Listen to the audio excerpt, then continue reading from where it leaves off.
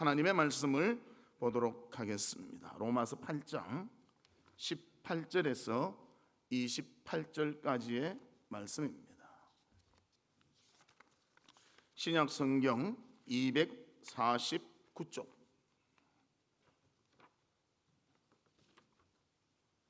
로마서 8장 18절에서 28절의 말씀입니다. 한 절씩 교독하도록 하겠습니다. 생각하건대 현재의 고난은 장차 우리에게 나타날 영광과 비교할 수 없도다.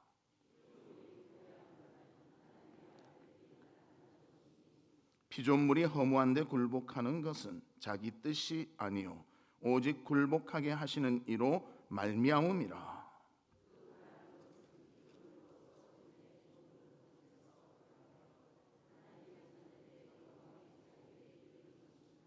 피조물이 다 이제까지 함께 탄식하며 함께 고통을 겪고 있는 것을 우리가 아느니라.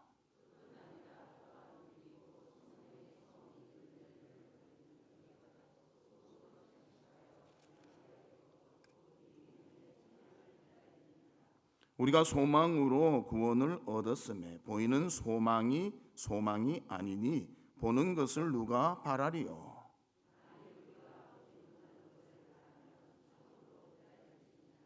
이와 같이 성령도 우리의 연약함을 도우시나니 우리는 마땅히 기도할 바를 알지 못하나 오직 성령이 말할 수 없는 탄식으로 우리를 위하여 친히 간구하시느니라.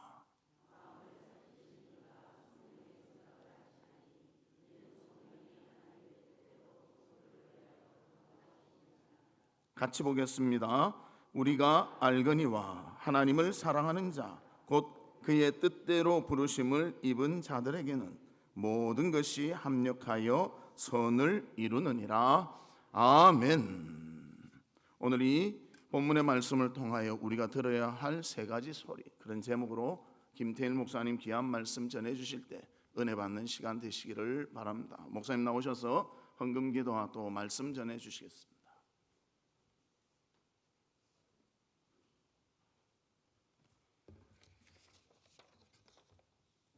기도하시겠습니다.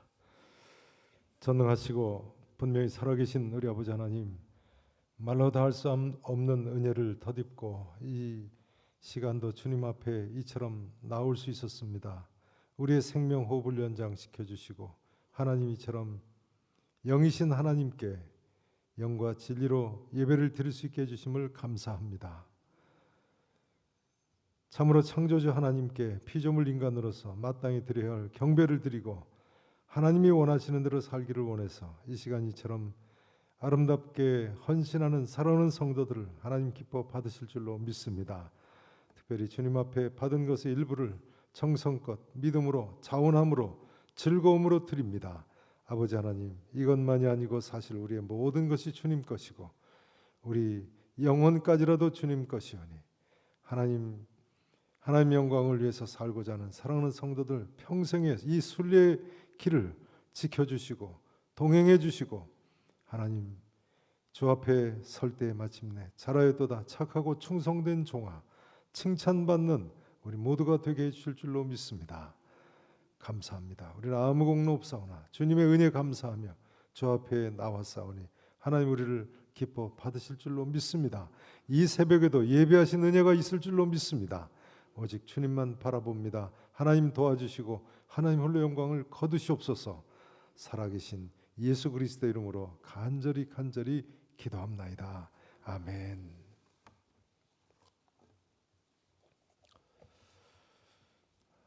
자, 좌우에 계신 분들 인사 나누시죠. 잘 나오셨습니다. 은혜 많이 받으세요. 네. 자, 이번에는 이렇게 인사하십니다. 아멘 하며 삽시다. 자, 또 이제 다른 분하고 큰 믿음으로 삽시다. 이렇게 인사하세요. 네. 마지막 하나 더 남았죠? 뭐예요? 결심하며 삽시다. 인사들 하세요.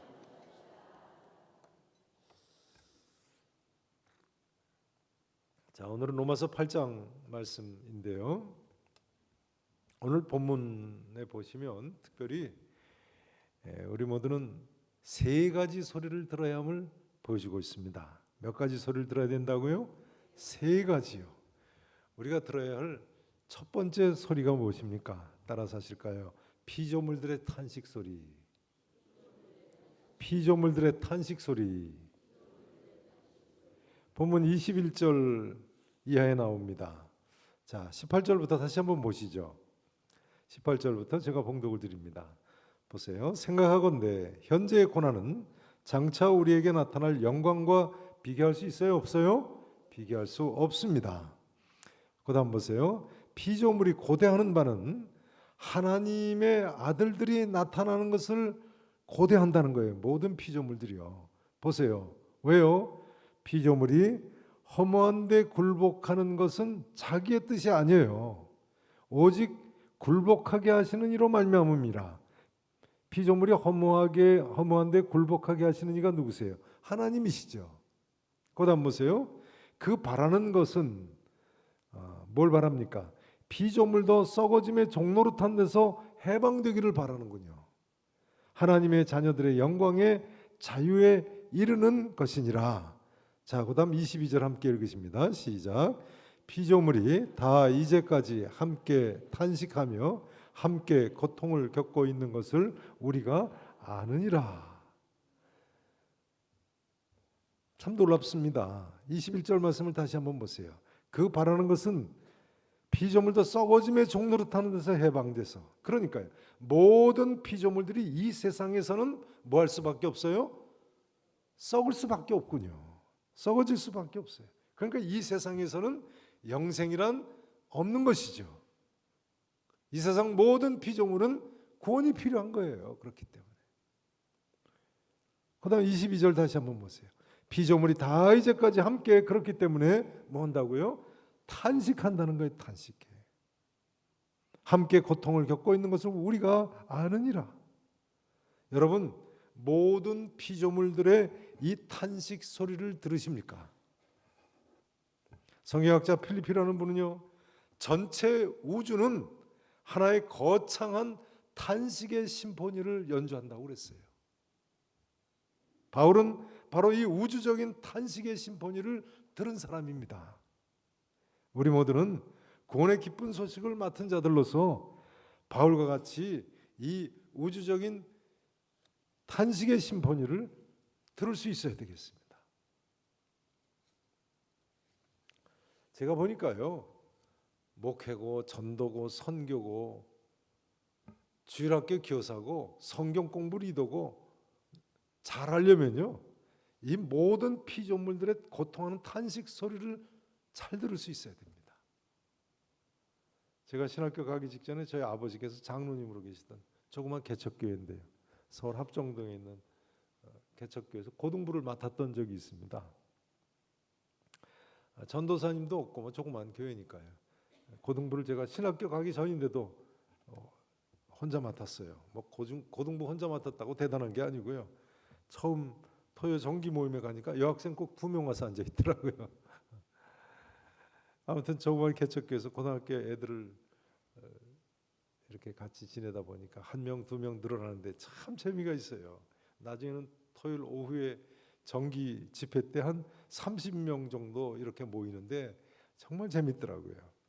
근데 그 고등부 부회장 여학생이 그때 당시 영등포 여상에 다니는 여학생이 있었는데 아주 똑똑하고 상냥하고 뭐 버릴 데가 없는 그런 모범생이었습니다. 근데 어느 날 이 여학생이 저를 좀 보자고 그러더니 그러는 거예요. 선생님, 저 병원에서 사형 선고 받았어요. 그게 무슨 소린데? 그러니까 머리가 아파가지고 신촌 세브란스 병원에 갔더니 급성뇌암이래요. 그래서 병원에서 머리가 아플 때 먹으라고 했다고 진통제라고 약도 이렇게 한 묶음을 보여주더라고요. 그 제가 그랬습니다. 그래? 그럼 우리 기도하자. 걱정하지 마. 우리가 만일 기도해서 못 고치면 순복음교회 조영기 목사님이 잘 고치신다고 하니까 조 목사님한테라도 가서 우리 안수기도 받고 고치자. 저는 그때 처음 믿을 때니까요.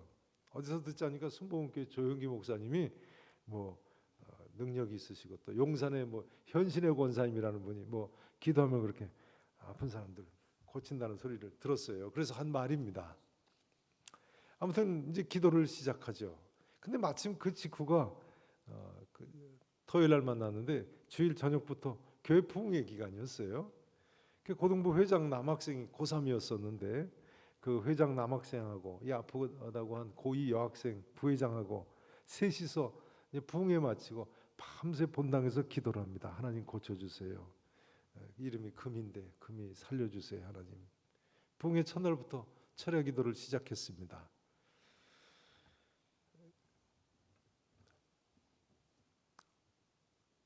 새벽에 이제 밤새 기도를 하고 잠깐 눈을 붙이고 일어났는데 회장은 고등학교 3학년 학생이니까 벌써 학교 갔더라고요.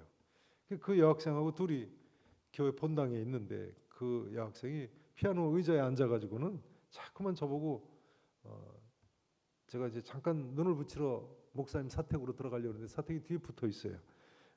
조금만 더 앉았다 가라고 그러는 거예요. 조금만 더 있다 들어가라고.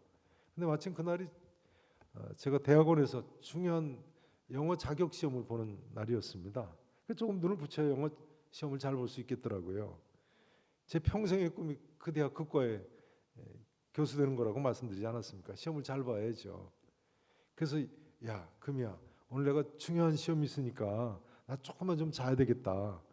학교 가서 시험만 빨리 보고 와서 또 기도하자. 응? 그러고는 교회 바로 뒤에 붙어있는 목사님 사택으로 들어가서 잠을 잠깐 잤어요. 그 잠깐 자고는 이제 학교 가려고 나와서 본당에 보니까 이 학생이 안 보이는 거예요. 그 어디 갔나 이렇게 찾아보니까 벌써 자살하려고 약을 먹고는 본당 의자 밑에 뒹굴고 있는 거예요. 그 제가 목사님한테 달려 들어갔죠. 그래서 목사님이 이제 그 아버지한테 전화를 하고 해서 두 분이 그 애를 이제 팔다리를 들고 이렇게 2층인데 2층에서 1층으로 내려가는데 제가 뒤를 따라 내려갑니다. 근데 그 아버지가 저는 뭐 처음 뵙는 분인데 교회 안 다니시는 분이니까 동네 쌀가게 하시는 분이시더라고요. 근데 아버지가 딸을 이렇게 들고 내려가면서 뭐라 그러냐면 혼잣말로 에이그 이럴 바에는 차라리 죽어라 그러는 거예요. 그 이상하더라고요. 아니 사랑하는 딸이 약을 먹고 죽었는데 어떻게 그렇게 이야기할 수 있겠습니까? 근데 나중에 알고 보니까요. 그 아버지가 직업 군인이셔서 그 딸을 밖에서 나와가지고 데리고 들어온 딸이더라고요. 근데 언니가 둘이 있었는데 남동생 하나하고 그 딸을 낳아서 데리고 들어온 딸이었습니다. 그런데 남동생은 아들 귀한 집에 데리고 들어온 아들이지만 그래도 아들이라고 잘 대접을 받았는데 이 딸은 엄마나 언니들한테 얼마나 구박이 심했겠어요. 그래가지고 몇 차례 이미 자살을 하려고 그 시도를 했더라고요. 그런 가정 형편도 모르고 제가 죽으면 천국 간다고 가르쳤으니 참 제가 자격 없는 교사였던 거죠. 데리고 놀기만 한 거죠. 다 같이 뛰어다니고. 그 세브란스 병원에 이제 달려가지 않았습니까? 그 제가 병원에 들어가자마자 뇌 엑스레이를 찍어보자고 그랬어요. 근데 의사가 나오더니 뇌에 이상이 없다는 거예요. 그러니까 저를 속인 거죠. 하여간 그 애한테 다 속았어요. 그 수면제도 나중에 알고 보니까 머리 통증이 심하다고 거짓말을 해서 교회 성가대 언니들 중에 간호사로 있는 언니가 둘이 있었는데 그 둘이 진통제를 모아서 갖다 줬다는 거예요. 모르겠어요. 요즘도 그런지. 그때 세브란스 병원에서 제가 밤샘을 하고는 집에 돌아가는 골목길에 지나가면서 통곡을 했습니다. 하나님, 제게 맡겨주신 양 한 마리를 잃어버렸습니다. 하나님, 용서해 주십시오. 그 사건이 제가 신학교를 가는데 중요한 한 이유가 됐습니다. 뭘 알아야 되겠더라고요. 무엇보다도 허무해서 견딜 수가 없는 거예요. 벽지 화장터를 갔는데 저는 그때 화장터라는 데를 처음 가봤습니다. 인생이 그렇게 허무합니까? 아니 엊그저께까지 팔팔하던 애가 화구에 넣어지고 스위치를 올리는데 못 살겠어요. 지금은 이렇게 화장터에 가도 장제장에 가도 멀리서 보게 돼 있고 뭐 셔터를 내립니다만 저는 그 화구 바로 앞에 가서 유족들이 서 있어요. 보는 데서 이렇게 스위치 켜는 거예요. 고등배들이 울고불고 난리죠. 여러분, 이 모든 만민의 탄식 소리를 들으실 수 있으십니까? 근데 스위치를 탁 켜는 순간 제게 무슨 소리가 들리는 것 같으냐면요, 잘 들어보세요. 이런 소리가 들리는 것 같은 거예요. 아버지가 사랑하는 딸의 시신을 그냥 태워버리고 말겠느냐, 그런 소리가 귀에 들리는 것 같은 거예요. 아버지가 사랑하는 딸의 시신을 그냥 태워버리고 말겠느냐. 그래서 퍼뜩 제게 드는 생각이, 무슨 생각이 드느냐면요, 어렸을 때 시골에서 어른들이 방에 군불 뗀다고 그러지 않습니까? 그 생각이 나는 거예요. 어른들이 군불 뗄 때 방 쓰레기도 같이 태우죠. 그때 어른들이 제가 손톱 발톱 이렇게 깎으면 다른 데다 안 버리죠. 아궁에다 버리면 그냥 불 뜰 때 같이 태워버리잖아요. 그러면서 생명 떠난 육신이 이 손톱 전하라 더 자란 부분하고 차이가 없다는 생각이 드는 거예요. 그 순간에 말이죠. 제가 생명 떠나면 이 손톱 더 자라서 하얗게 된 부분이나 덜 자라서 붉으려운 부분 건드리면 아파서 기절하게 되는 그 부분하고 차이가 있습니까? 없습니까? 차이가 있어요? 없어요? 없죠. 그러면요, 생명이 떠나면 이 몸 손톱 더 자란 부분하고 이 제 다른 팔이나 다리나 몸하고 차이가 있어요? 없어요? 없지요. 근데 저희 아버지가 방에 군불 떼실 때 제가 손톱 깎아 버리는 거 아무렇지도 않게 태우지 않겠습니까? 오히려 태워야만 되는 거죠. 그러고 보니까요, 하나님이 우리 아버지시라면 인생의 죽음의 문제가 해결이 되더라고요. 하나님이 우리 아버지시라면 죽음 외에도 길이 있더라고요. 그렇지 않습니까? 근데 여러분, 성경이 뭐라고 이야기합니까? 하나님은 살아계실 뿐만 아니라 우리를 사랑하시는 아버지이세요. 아멘 하세요. 하나님 우리를 사랑하시는 아버지이세요. 믿으실 수 있기를 진심으로 축원합니다. 그날 벽제를 떠나서요, 연구차를 타고 불광동 고갯길을 넘어오는데, 거기 뭐 고개 넘어 이렇게 독립문 쪽으로 오죠. 불광동 고개, 뭐 홍제동 고개 뭐 이렇게 해서 오는데, 바깥을 내다보니까요, 제가 연구차 안에서 바깥을 내다보고 있는데요, 젊은 남자 둘이서 길을 걸어가고 있는데, 제 눈에는 어떻게 보이냐면요, 저는 육지에 있는데 두 사람이 물에 빠져서 허우적거리고 있는 것처럼 보이는 거예요.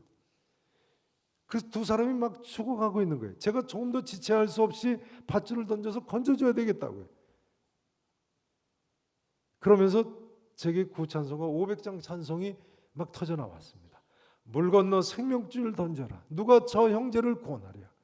우리의 가까운 형제니 이 생명줄 누구가 던지려나. 생명줄 던져 물속에 빠져간다. 생명줄 던져 지금 곧 건지어라. 근데 여러분 어떻게 생각하십니까? 사실은 이것이 영적으로 실상 아닙니까? 영적으로 우리 모두의 실상이에요. 지금 이 순간도 영적으로 수많은 사람들이 물속에 빠져 죽어가고 있지 않습니까? 바로 이 사건 때문에 저는 신학교에 갔습니다. 뭐 조금 더 지체할 수가 없더라고요. 빠져 죽어가고 있는데 살려야죠. 뭐 대학원이고 뭐 영어 시험이고가 문제가 아니더라고요. 여러분, 구원의 놀라운 기쁜 소식을 부지런히 지체하지 말고 만민에게 전하시기 바랍니다. 듣고 믿기만 하면 구원받는데요. 전쟁에서의 승리의 소식처럼 듣고 믿기만 하면 구원받는 길을 하나님이 열어놓으셨는데요. 여러분, 우리는 모든 이 탄식하는 피조 세계를 향해서 구원의 기쁜 소식을 외쳐야 되는 사람들입니다. 놀라운 사실은요, 본문 8장 21절 이하에서 피조물이라는 단어를 4번이나 사도 바울이 강조하고 있어요. 19절에 보면 피조물들이 고대하는 바는, 20절에도 첫 단어가 뭐죠? 피조물이 허무한데 굴복하는 것은, 또 21절에도 보시면 그 바라는 것은, 그 다음 단어가 뭐예요? 피조물도 썩어짐의 종노릇한 데서 해방돼요. 22절에도 보면 첫 단어가 뭐예요? 피조물. 이렇게 4번씩이나 강조되어 있는 이 피조물이라는 단어가요, 첫째 날 저녁 설교 본문이었던 예수님의 지상명령 마가복음 16장 15절에 어떤 말씀이죠? 너희는 온 천하에 다니며 만민에게 복음을 전파하라 하실 때 그 만민이라는 단어와 헬라어로 같은 단어를 사용하고 있어요. 만민에게 복음을 전파하라, 모든 피조물에게 복음을 전파하라, 같은 단어예요.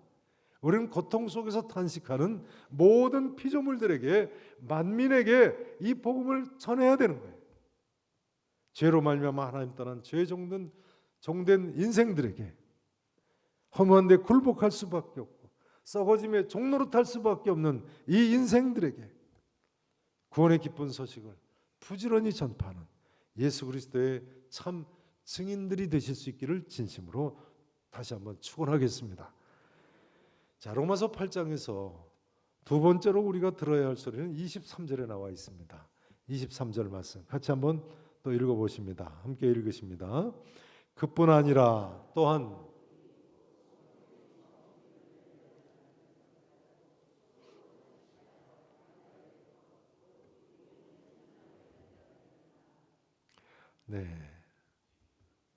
두 번째 우리가 들어야 하는 소리는요, 따라서 하실까요? 성도들의 탄식 소리, 성도들의 탄식 소리, 피조물들의 탄식 소리, 성도들의 탄식 소리. 23절 다시 보세요. 그뿐 아니라 또한 우리 성도들이죠. 바울 일행, 곧 성령의 처음 익은 열매를 받은 우리까지도 속으로 뭐 한다고요? 탄식하여. 탄식. 왜요? 양자될 것 곧 우리 몸의 속량을 기다리느니라. 우리 몸의 속량을 기다리면서 탄식의 기간을 지내고 있다는 거예요. 제가 목사가 되고 보니까요, 목회가 쉽지 않은 것 같습니다. 정말 쉽지 않더라고요. 저는 목사가 되기 전에는 목사님들이 새벽기도 많이 힘든 줄 알았어요. 근데 새벽기도보다도 더 힘든 게 설교더라고요. 네. 저는 부목사 때만 해도요, 담임 목사님들은 설교하는 게 쉬우신 줄 알았어요.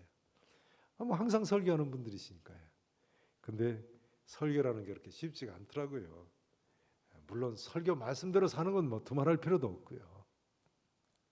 그뿐만 아니라 신방도 해보면 참 쉽지 않더라고요. 신방도 어떤 가정에 그 현관문 들어서는 순간부터 영적인 싸움이기 때문에요. 초긴장 상태에서 그 현관에 나올 때까지 초긴장 상태니까요. 그 다음 또 운전하고 그 다음 가정에 가서 또 그런 초긴장 상태, 또 하루 종일 신방하는 거 보통 힘든 게 아니더라고요. 게다가 인간관계는 또 얼마나 힘듭니까? 또 어떤 경우는 교회적인 중요한 판단을 내려야 될 때도 있습니다. 참 그럴 때는 또 담임 목사님이 결정해달라고 장로님들도 그렇게 말씀하세요. 그러니까 여러분, 본교회 목사님 위해서 또 가정을 위해서 중보기도를 많이 하시기 바랍니다. 네, 아멘 안 하시는 분은 누구세요? 네, 목회가 쉽지 않습니다. 제가 전에 천마산 기도원 아시나요? 천마산 기도원, 우리 교단 기도원인데 가서 들은 소리인데요. 어떤 교회 여집사님들인지 식당에서 여러 명이 왁자지껄 떠드시는데 한 분 목소리가 제 귀에 들어오더라고요. 뭐라고 그러시냐면 이 세상에서 제일 불쌍한 사람이 목사님들이라는 거예요. 제가 목사 아닙니까? 귀가 번쩍 띄어서 뭐라고 그러시나 들어보니까요. 뭐라고 그러시냐면, 왜냐하면 목사님들은 남같이 출세를 할 수 있나, 뭐 돈을 벌 수 있나, 번 돈을 쌓아놓을 수 있나, 뭐 또 유산을 상속할 수 있나, 목사가 참 불쌍한 사람들이라고 그러시더라고요.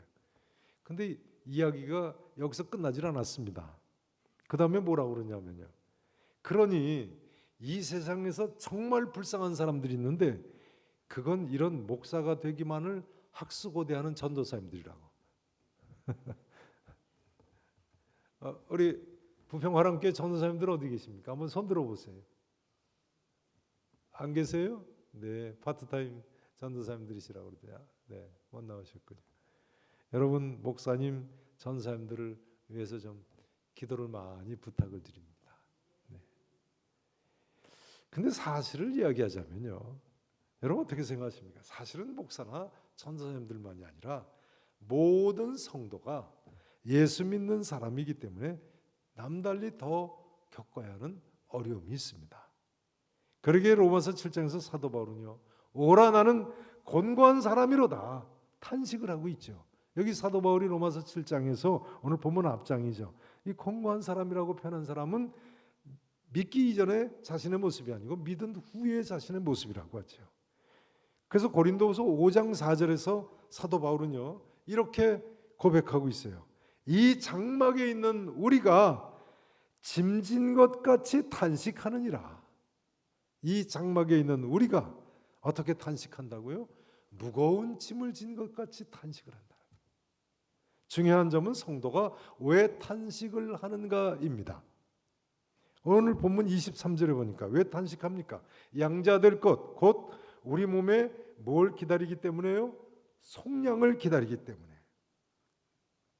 그렇기 때문에 유명한 신학자 존 모레이는요, 이 탄식을 사망의 고통이 아니라 출생의 고통에 비교를 했습니다. 출생의 고통과 같다.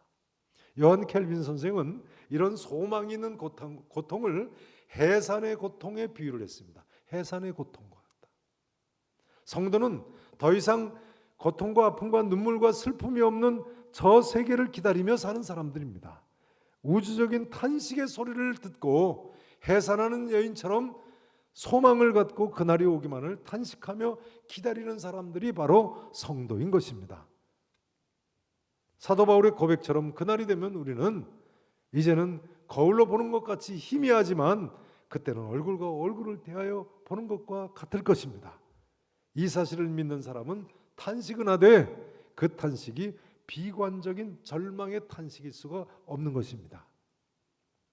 오히려 우리 몸의 구속을 기다리며 천국 소망 가운데 뭐라고 외치겠어요? 따라서 하시죠. 주 예수여 어서 오시옵소서. 주 예수여 어서 오시옵소서. 그 사도 요한의 탄식이 바로 우리의 탄식인 것입니다. 우리 모두가 누구보다도 더 이런 영적 실상을 아는 탄식이 있어야 되겠습니다. 그리고 주 예수여 어서 오시옵소서. 사도 요한처럼 소망 중에 일평생 사실 수 있기를 진심으로 축원하겠습니다. 이제 우리가 들어야 할 세 번째 소리는 8장 26절 이하에 나와 있습니다. 자, 26절 말씀 다 같이 한번 읽어보시겠습니다. 함께 읽으십니다. 이와 같이 성령도 우리의 연약함을 도우시나니 우리는 마땅히 기도할 바를 알지 못하나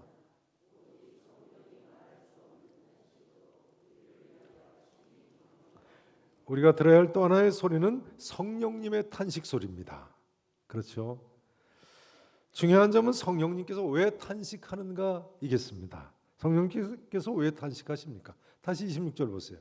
이와 같이 성령도 우리의 뭘 도우신다고요? 연약함을 도우세요. 특별히 우리의 연약한 중에 대표적인 경우가 뭐예요? 우리는 마땅히 뭐 할 바를 알지 못해요? 기도할 바를 알지 못해요. 오직 성령이 말할 수 없는 탄식으로 우리를 위하여 그래서 어떻게 하신다고요? 따라서 하실까요?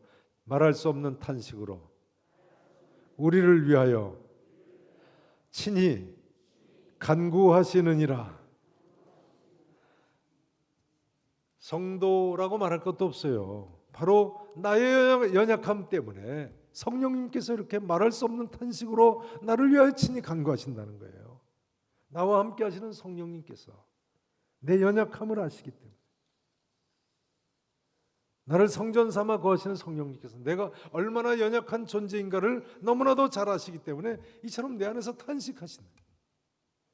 그러게 26절에 보시는 대로 성령님께서는 특별히 우리의 뭘 도우신다고요? 기도를 도우세요. 기도를. 믿으십니까? 우리는 때로는 뭘 위해서 기도해야 할 것인지도 모를 때가 있어요.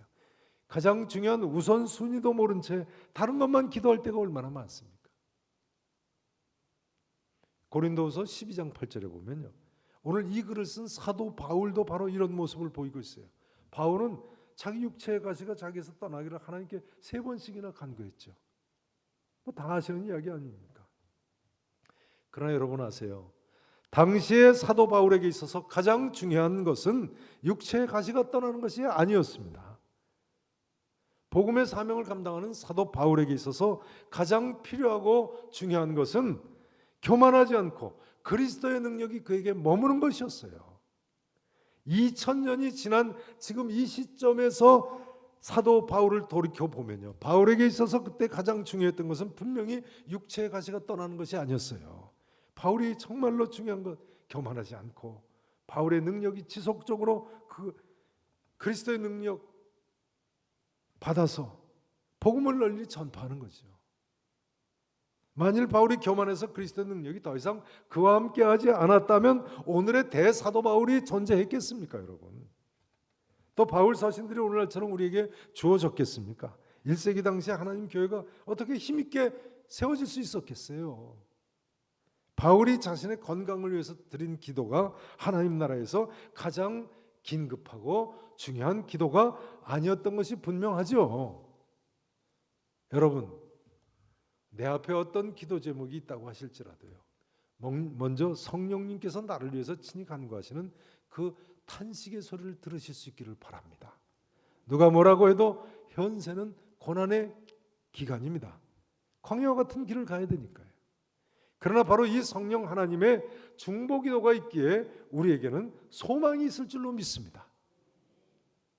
우리는 연약해도 말이죠, 넘어지는 사람들이라고 해도 말이죠, 이제 중요한 점은요, 성령님의 이 도우심 때문에 로마서 8장 28절에서 바울이 뭐라고 합니까?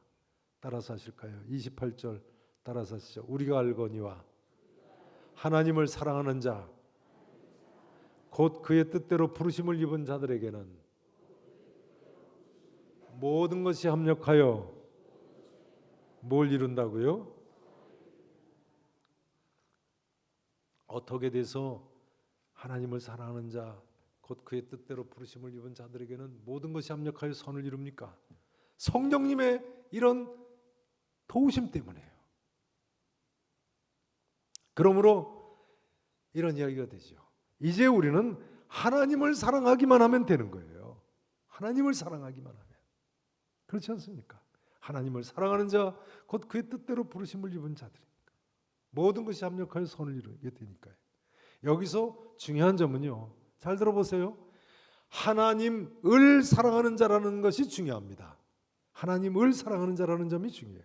만일 이 기절이요, 하나님을 사랑하는 자가 아니고 하나님이 사랑하는 자가 부르심을 입은 자라면요, 우리는 조금만 고난이 있어도 내가 하나님의 부르심을 입은 자인가, 구원의 확신이 흔들릴 수 있는 거예요. 그렇지 않습니까? 그러나 하나님이 사랑하는 자가 아니라 하나님을 사랑하는 자예요. 부평화랑교회 성도 여러분, 하나님을 사랑하십니까? 그러시면 이제 구원을 확신하며 사실 수 있습니다. 왜냐하면 하나님이 사랑하는 자가 아니고 하나님을 사랑하는 자니까요. 나 아무개가 하나님을 사랑하는가는 세상 아무도 몰라도 나만은 압니다. 그리고 주님만은 아세요. 사도 바울의 고백대로, 사도 베드로의 고백대로 주께서는 모든 것을 아시오매 내가 주를 사랑하는 줄 주께서 아시기 때문에. 여러분 이 시간 조용히 반문해 보시기 바랍니다. 나는 하나님을 사랑하는가? 이제 중요한 점은요, 내가 하나님을 사랑하니 이제 내게는 모든 것이 합력하여 선을 이룰 줄로 믿으셔야 합니다. 성도 여러분, 오늘날에 이르기까지 그동안 어떤 인생길을 걸어오셨습니까? 그가 내게 있었던 모든 것이 합력하여 선을 이룬다고 확신하십니까? 하나님 감사합니다. 그때 그 일까지도 선을 이루셨군요. 그 경험 덕분에 하나님께 더 가까이 나가게 됐습니다. 그 고난 때문에 내가 더 겸손해졌습니다. 그 어려운 일 때문에 더 믿음이 좋아지고 하나님께 영광을 돌리게 됐습니다. 하나님 감사합니다. 그것까지도 선을 이루셨습니다. 지금 내게 있는 이 문제도 통해서 선을 마침내는 이루실 줄로 믿습니다. 이렇게 기도하실 수 있어야 돼요. 성 어거스틴은요, 심지어 하나님의 능력으로 성도의 죄까지도 그 사람의 구원에 유익하게 된다고 갈파했습니다. 성도의 뭐까지도요? 죄 짓는 것까지도 그 사람의 구원에 유익하게 된다는 거예요. 구원뿐입니까? 죄가 많은 곳에 은혜가 넘친다고요. 칠전팔기한 사람, 더 능력 있는 하나님의 종이 되는 경우가 많습니다. 틀림없으시죠? 그러니까 아무나 포기하지 마시라고 제가 말씀드리지 않았습니까? 어느 날 변해서 어떤 사람이 될지 모릅니다. 우리 부평 허랑교회 모든 성도님들, 다른 어떤 사람보다 더 모든 고난이 합력하여 내게 유익을 가져다 주는 줄로 반드시 믿으시기를 진심으로 축원합니다. 이제 마지막으로 꿈 이야기를 좀 나누고 마쳤으면 좋겠습니다. 오늘 하루는 제가 꿈을 꿨는데요. 저는 뭐 그렇게 신령한 사람이 아니라서 신령한 꿈을 꾸는 사람 아닙니다만, 여러분, 기독교인은 꿈에 얽매이면 안 됩니다. 꿈에 얽매이시면 안 돼요. 간밤에 무슨 꿈 꾸셨나요? 전에 어떤 여자분이 저한테 전화를 하셨어요. 전화해가지고 다짜고짜로 뭐라고 하시냐면요, 목사님, 꿈에 빨간 장미를 보면 좋은가요, 나쁜가요? 예수 믿는 사람은 꿈에 얽매이면 안 됩니다. 제가 뭐라고 그랬을까요? 저도 모르겠다고 그랬습니다. 꿈에 얽매이면요, 그리스도 안에 있는 자유를 누릴 수가 없습니다. 그렇지 않습니까? 간밤에 꿈자리만 이상해도 아침에 일어나서 갈 곳도 못 갑니다. 안 가는 게 아니고 겁나서 못 가는 거죠. 그건 불신 세상 사람들이나 하는 짓이죠. 우리야 하나님께서 항상 나와 함께 하신다고, 또 모든 것이 합력해서 선을 이룬다고 믿는 사람들인데요, 그렇게 자유가 없는 삶을 살면 되겠습니까? 아무튼 제가 하루는 꿈을 꿨는데요, 한번 들어보세요. 시골 고향집 바로 아래에 넓은 밭이 있는데요, 그 밭에 보리가 누렇게 익어 있는 늦은 봄 초여름쯤 됐습니다. 꿈속에 말이죠. 근데 제가 집으로 그 밭길을 이렇게 횡단해서 지름길로 이렇게 집에 자주 가는데, 저희 인천 앞바다 섬 덕적도라는 섬입니다. 그러니까 바닷가에 나갔다가는 이렇게 지름길로 많이 다니는데, 제가 그날도 꿈속에 이렇게 그 지름길로 해서 집으로 달려 들어갔는데, 저희 아버님이 집의 툇마루에 이렇게 앉으셔가지고는 막 걱정을 하시는 거예요. 저는 이미 그때 믿음이 있었기 때문에, 대학 2학년 때 벼랑간 믿지 않았습니까? 그래서 저희 집의 모든 걱정거리들이 다 변장된 축복이라는 것을 믿었습니다. 하나님께 맡기기만 하면 아무 문제가 되지 않는다는 것을 믿고 있었어요. 근데 저희 아버지가 그때 교회 집사님이셨지만 그렇게 믿음이 좋지 않으셨어요. 꿈속에서도 마구 걱정을 하고 계신 거예요. 그래서 제가 속으로, 아이고 아버지, 하나님께 다 맡기시면 될 걸 뭘 이렇게 걱정을 하시는가요? 그러고 있는데 벼랑간 하늘에서 번개가 번쩍 내리치더니요, 안채가 있고 바깥채가 있는데 바깥채 사랑방 기와골을 때리더니 그 일부가 우리 아버지 안경테 속을 내리치는 거예요. 그래서 저희 아버지가 어이쿠 하더니 앞으로 이제 숙이세요. 그 제가 꿈에, 아버지가 하나님께 다 맡기지 못하시고 걱정하니까 하나님이 깨닫게 하시려고 저러시는구나, 그렇게 생각이 들었어요. 근데 벼랑간 저희 아버지가 이 안마당으로 내려서시면서 하늘을 올려보시다 보시면서 저를 보세요. 삿대질을 하늘을 향해서 하시면서 뭐라고 그러시냐면요, 하나님 왜 나만 가지고 이러십니까? 꿈속에 하나님 왜 나만 가지고 이러시냐고. 집안에 어려운 일이 겹치니까 이제 저희 부친이 하나님을 원망하는 거예요. 하여간 예수 안 믿을 때는 물론이고 예수 믿은 직후까지도 왜 이렇게 집안에 어려운 일이 많이 겹치는지 말이죠. 근데 다시 한번 번개가 번쩍하는 거예요. 그런데 이번에도 똑같이 지난번하고 똑같은 그 기와골을 그 자리를 때리더니 다시 또 저희 아버지 안경테 넘어 같은 자리를 치는 거예요. 그러니까 저희 아버지가 욱 하시더니 앞으로 쓰러지시는 거예요. 근데 제 생각에 큰일 났구나. 우리 아버지 한 번만 더 벼락 맞으시면 돌아가시겠구나, 그런 생각이 드는 거예요. 그래서 앞마당으로 제가 달려 내려가면서 저희 아버지 손을 붙잡고 무릎을 꿇고 두 손을 들고 당시 찬송가 338장 찬송을 막 불렀습니다. 무슨 찬송입니까? 천부여 의지 없어서 손 들고 옵니다. 주 나를 박대하시면 나 어디 가리까? 내 죄를 씻기 위하여 피 흘려 주시니 곧 회개하는 마음으로 주 앞에 옵니다. 그랬더니 하늘이 개기 시작하는 거예요. 꿈에 말이죠. 깜짝 놀라서 일어나 보니까 새벽 기도 갈 시간이 됐어요. 그런 때는 꼭 새벽 기도 가는 시간이 되더라고요. 그 새벽 기도를 갔어요. 도봉구 그때 저희가 쌍문동에 살아가지고 평강교회라는 우리 교단 교회인데요. 갔더니 부목사님이 새벽 기도를 인도하시는데 찬송을 꼭 한 장 부르는데 그날따라 찬송을 또 338장을 부르더라고요. 그 은혜가 되지 않겠어요? 천부여 의지 없어서 손 들고 옵니다. 주 나를 박대하시면 나 어디 가리까? 그런데 이제 새벽 기도를 마치고 집에 돌아왔는데요. 저희 아버지가 고등학교 선생님이셨습니다. 학교가 잠실이셨어요. 그래서 쌍문동에서 잠실까지 학교를 가시려면 제가 새벽기도 마치고 집에 돌아온 직후에는 아침 식사하시고 이제 출발을 하셔야 돼요. 그 제가 새벽기도에서 돌아와서 추워가지고 안방 아랫목에 이렇게 손을 깔고 앉아 있는데요. 아버지가 세수를 하시고 들어오시더니 은목에 이렇게 거울이 달려 있는데 거울을 들여다보시면 얼굴을 닦으시면서 혼잣말 같이 뭐라고 그러시냐면요. 제 어머니가 이제 옆에 계신데 그러시는 거예요. 거울 들여다보면서 야 이상하다. 요즘 왜 이렇게 눈이 아프지? 도대체 이유가 없는데 이렇게 왜 아픈 거야? 아 오늘 병원에 좀 가봐야 되겠네. 이상하네. 그러시는 거예요. 제가 속으로 그랬습니다. 아버지 돌아가시지 않은 것만 해도 감사하셔야 된다. 저희 아버지께서 그런 물론 병원에 가실 필요도 없으셨습니다만 여러분 예수 믿는 사람은요 어떤 경우에도 근심 걱정 염려하면 안 됩니다. 하늘이 무너지는 것 같이 생각하시면 안 돼요. 그러면 하나님께서 좋아하지 않으세요. 그건 곧 불신앙입니다. 불신앙.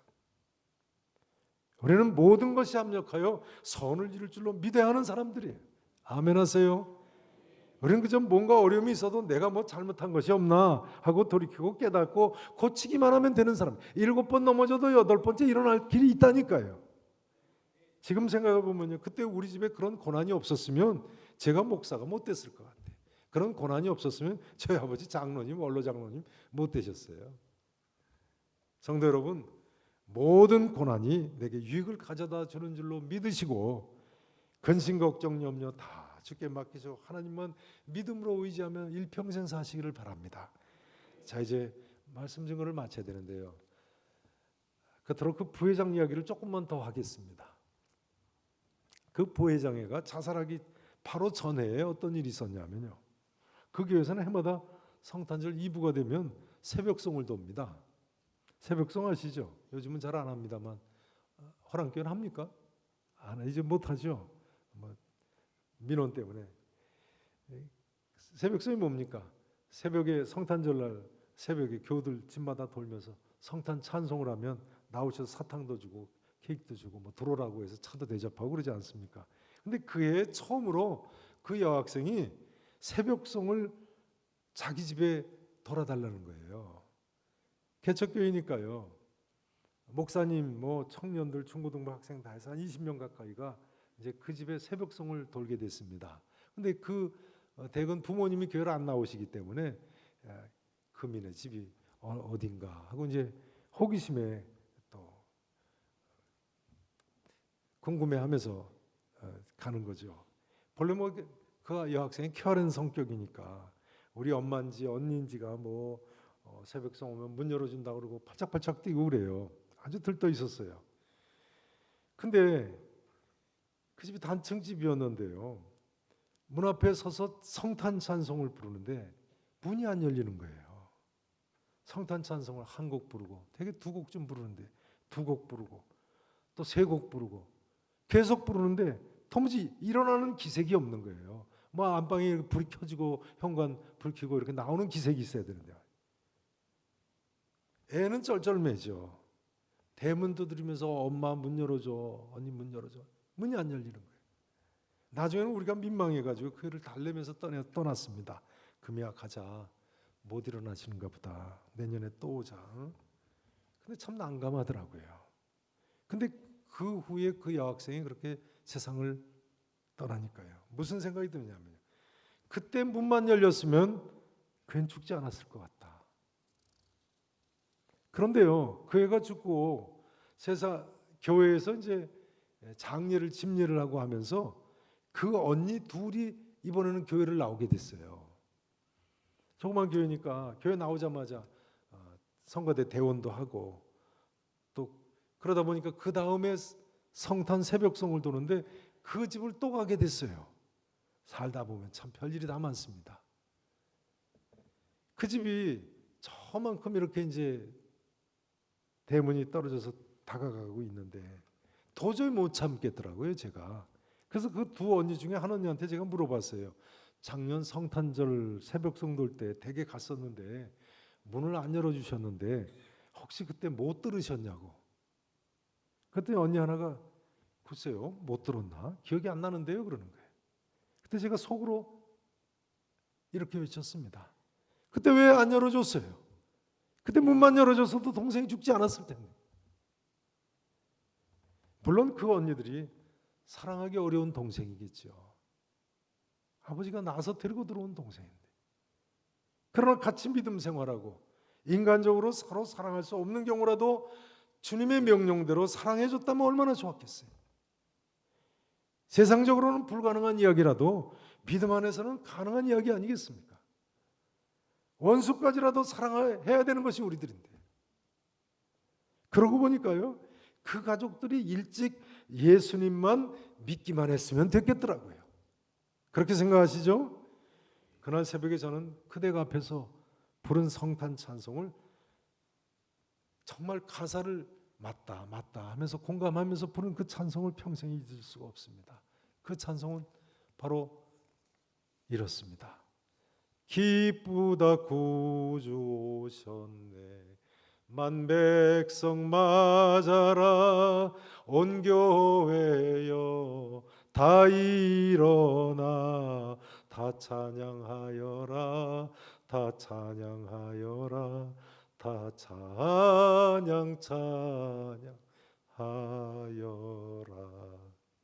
여러분, 구원의 이 기쁜 소식은 만백성에게 필요한 것이고요, 만민에게 필요한 것이고 모든 피조물에게 필요한 것입니다. 성도 여러분, 하나님은 분명히 살아계십니다. 예수님은 분명히 하나님의 아들이시고 구세주이십니다. 하나님은 진실로 우리를 구원해 주셨습니다. 하나님을 사랑하기만 하면 됩니다. 하나님 말씀대로만 살면 됩니다. 이제 우리 모두가 구원의 이 기쁜 소식을, 복음을 말이죠, 믿을 뿐만 아니라 그야말로 이번 부흥의 주제더라고요. 복음으로 사랑이 넘치는 교회가 되실 수 있기를 우리 구주 예수 그리스도 이름으로 간절히 축원하겠습니다. 기도하시겠습니다. 가사를 불러드립니다. 오늘도 찬송 한 장 하시고 합심해서 기도하시고 충분히 기도하시고 일어나시기를 바랍니다. 280장 찬송, 천부의 의지 없어서 손들고 옵니다. 이 찬송 우리 신앙 고백으로 드리고 함께 기도하기를 원합니다. 주 나를, 예전에는 박대하시면인데 지금은 외면하시면입니다. 박대하시면으로 하시죠. 주 나를 박대하시면 나 어디 가리까?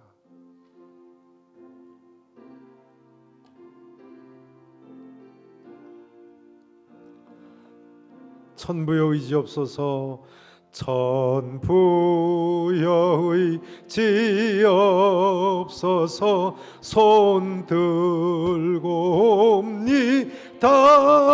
주 나를 박대하시면, 나를 박대하시면 나 어디 가리까? 내 죄를 씻기 위하여, 죄를 씻기 위하여 피 흘려주시니 곧 회개하는 마음으로, 회개하는 마음으로 주 앞에 옵니다. 두 손 들고 찬송하십시다. 전부터 계신 주께서 신축 영축을 죄인을 죽을 죄인을 보혈로 구해주시니 로 구해주 그 사랑 한없네 그 사랑 한없네 내 죄를 씻기 위하여 죄를 씻기 위해 피 흘려주시니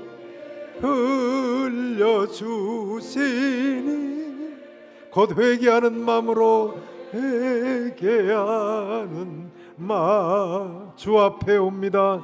주 앞에 나 예수 의지함으로 나 예수 의지함 큰 권능 받아서